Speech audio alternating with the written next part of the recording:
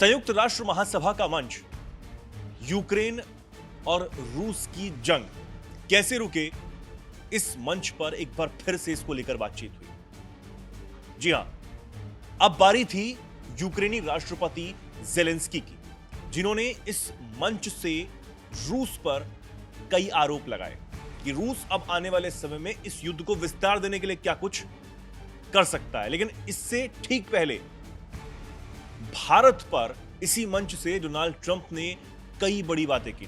भारत पर कई गंभीर आरोप लगाए थे, पहली बार नहीं थे, लेकिन इतने बड़े मंच से यह फिर से कहा गया कि भारत और चीन इस युद्ध को सीधे तौर पर फंडिंग कर रहे हैं। यह खींच कहीं ना कहीं ट्रंप की नजर आ रही थी, क्योंकि जिस युद्ध को रुकवाने की डींगे कब से ट्रंप हाँक रहे हैं, वो युद्ध ना तो वो रुकवा पा रहे हैं, ना ही रूस उनके आगे झुक रहा है, सरेंडर कर रहा है, और ना ही वो यूक्रेन को भी किसी बातचीत के जरिए मना पा रहे हैं। सुरक्षा गारंटी की मांग कर रहा यूक्रेन लगातार अमेरिका से यह कह रहा है कि हमें सुरक्षा गारंटी चाहिए, हमें तभी हम रुकेंगे जब रूस रुक जाएगा। लेकिन रूस अपनी शर्तों से पीछे हटने को तैयार नहीं है। भारत पर बिना बात के जो आरोप ट्रंप की तरफ से, अमेरिका की तरफ से लगाए जा रहे हैं, वो तो एक तरफ है, लेकिन जब बारी ज़ेलेंस्की की आई तो उन्होंने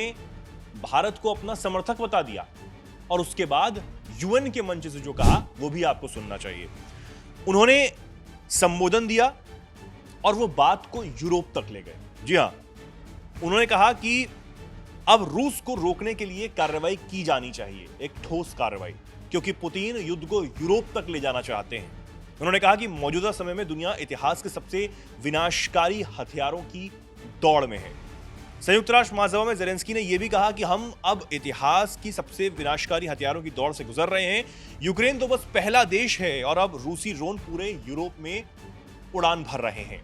रूसी अभियान पहले से ही अलग अलग देशों में फैल रहे हैं। पुतिन युद्ध का विस्तार करके इसे जारी रखना चाहते हैं, यह भी आरोप उन्होंने राष्ट्रपति पुतिन पर लगाया यूएन के मंच से।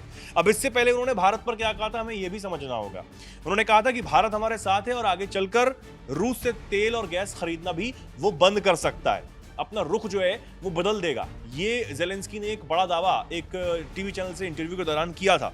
साथ ही उन्होंने ये भी साफ किया कि भारत रूस के ऊर्जा सौदों की वजह से कुछ जटिलताएं जो हैं वो इस युद्ध को लेकर जरूर बनी हुई हैं, लेकिन उन्हें उम्मीद है कि आने वाले समय में भारत रूसी ऊर्जा सेक्टर के प्रति अपना दृष्टिकोण जो है वो बिल्कुल बदल देगा, उसमें बदलाव करेगा।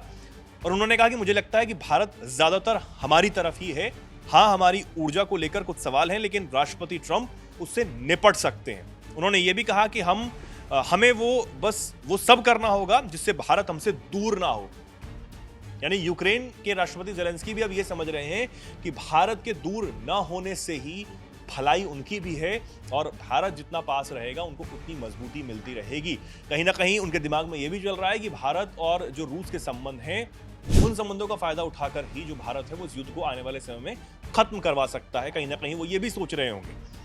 अब जिस तरीके से चीन के बिना रूस कुछ नहीं है, यह भी कहीं गंभीर आरोप चीन पर, रूसी राष्ट्रपति पर, और तमाम जो जितना रूस यहां पर लड़ रहा है, चीनी राष्ट्रपति शी जिनपिंग और दोनों देशों के बीच में जो भी संबंध है, उस पर भी सवाल जो है वो ज़ेलेंस्की ने यहां पर खड़े किए और चीन पर निशाना साधा। उन्होंने कहा कि रूस अब पूरी तरह चीन पर निर्भर है। अगर चीन सच में युद्ध रोकना चाहे तो वो पुतिन को मजबूर कर सकता है। यानी वो ये कह रहे हैं कि पूरी तरीके से जो मजबूती है वो चीन से भी राष्ट्रपति पुतिन को मिल रही है। लेकिन भारत को उन्होंने इससे दूर बताया। उन्होंने कहा कि जरूर भारत तेल और गैस खरीद रहा हो, लेकिन वो फिर भी हमारी तरफ है, क्योंकि वो ये समझ रहे हैं कि भारत किसी युद्ध के पक्ष में नहीं है, भारत सिर्फ और सिर्फ शांति चाहता है।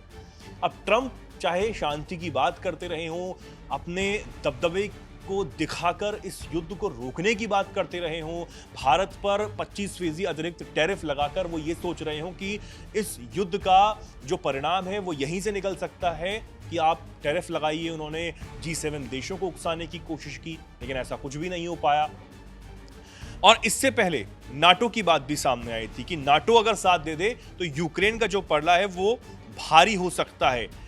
रूस को कहीं ना कहीं वो क्रिटिसाइज करते हुए नजर आ रहे हैं। ट्रंप को पेपर टाइगर, ट्रंप जो है रूस को पेपर टाइगर भी बता चुके हैं। तो जितनी तरीके से पुतिन पर वार किया जा रहा है उससे कहीं ना कहीं रूस मजबूत होता हुआ नजर आ रहा है, और यूएन के मंच से जो भी अब जेलेंस्की ने कहा हो वो सीधे तौर पर यह दिखाता है कि रूस अब एक कदम और आगे बढ़कर यूरोप तक भी जा सकता है। पिछले दिनों भी हमने आपको खबर बताई थी कि कहीं ना कहीं एक ये संकेत मिल रहा है कि पुतिन और जो उनके तमाम सहयोगी हैं वो उनको ये समझा रहे हैं कि जो ये जंग है वो यूरोप से ज्यादा लड़ी जा रही है, इसलिए यूरोप को कहीं ना कहीं कंट्रोल करना बहुत जरूरी हो जाता है। ये बातें भी सामने आई थी। तो अब ट्रंप अलग रुख अपना रहे हैं, और ट्रंप की जो असलियत है वो भी कहीं ना कहीं अब लोगों के सामने आ रही है कि ट्रंप ने जरूर इस जंग को रुकवाने की बात की हो, कोशिशें भी कुछ ना कुछ की हो, लेकिन उनके बस की अब वो नहीं रहा है। भारत पर जो उन्होंने स्टैंड लेने की कोशिश की वो भी अब कहीं ना कहीं लोगों में क्लियर होता हुआ नजर आ रहा है कि भारत कभी भी युद्ध के पक्ष में नहीं है, भारत शांति की बात कर रहा है। और जंग में होने के बावजूद भी यूक्रेन के राष्ट्रपति जेलेंस्की इस बात को समझ रहे हैं। चीन पर उन्होंने आरोप लगाए, लेकिन भारत पर उन्होंने इस बार ये कहा कि भारत हमारे साथ है, यानी भारत शांति के साथ है। वो कुछ भी कहें, लेकिन भारत हमें कह रहे हैं कि हम शांति के साथ हैं, हम युद्ध के पक्ष में बिल्कुल भी नहीं है। तो ये जो बातें हैं वो यूएन के मन से भी निकलकर सामने आ रही हैं। ट्रंप जो कह रहे हैं वो भी सामने आ रहा है, भारत जो कह रहा है वो भी सामने आ रहा है। लेकिन देखना यही है कि कब इस जंग का समाधान होगा, कब ये जंग रुक पाएगी, क्योंकि 3.5 साल से ज्यादा का वक्त इस जंग को अब बीत चुका है। और जैसे जैसे ये दिन आगे बढ़ रहे हैं वैसे वैसे यही समझ आ रहा है कि ये जंग अब और ज्यादा विनाश की तरफ आगे बढ़ती हुई नजर आ रही है। आप क्या कुछ सोचते हैं? क्या ये जंग बहुत जल्दी खत्म होने वाली है? और दूसरा सवाल ये कि क्या इस जंग को खत्म करवाने में भारत अपनी अहम भूमिका निभा सकता है? जो भी कुछ आप सोचते हो, जो भी राय रखते हो, कमेंट सेक्शन में जरूर अपनी बात को रखें और जुड़े रहें, देखते रहें दैनिक जागरण।